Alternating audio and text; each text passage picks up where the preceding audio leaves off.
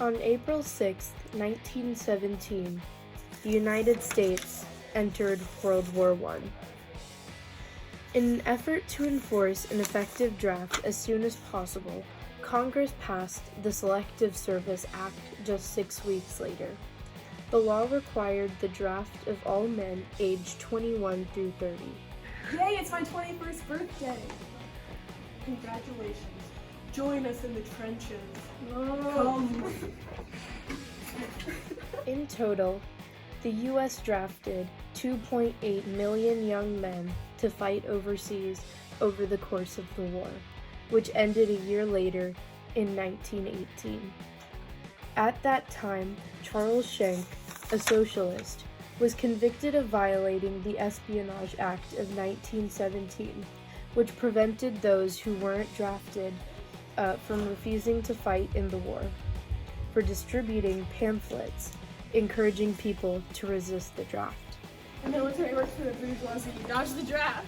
He appealed to the Supreme Court on the basis that his actions were protected by the First Amendment, as he was merely exercising his right to free speech. The court had to be responsive to the situation at hand, taking into account that the nation was currently in a state of war. Any obstruction to the draft posed a great danger to its domestic tranquility. In a unanimous decision, the justices established that resistance towards the draft posed a danger to the stability of the country in a time of war.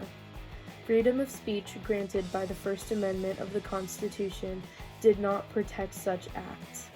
Schenck indeed violated the Espionage Act of 1917 by going against his country in a time of war. Your violation under the Espionage Act is not protected under the First Amendment. It is considered a clear and present danger and is comparable to shouting fire in a crowded theater. Please reconsider. No. This wasn't always about the First Amendment. Schenck was trying to convince men to resist the draft because it violated the 13th Amendment, which prohibited involuntary solitude. But when Schenck was convicted, the question at hand was whether his conviction violated his First Amendment right to free speech. The case established the significance of the Espionage Act of 1917, as well as exceptions to the First Amendment freedom of speech, pronouncing that the civil liberty is not absolute. This court case's decision was upheld in the case Debs v. United States, when Eugene Debs was convicted under the Espionage Act for giving a speech that encouraged draft dodging.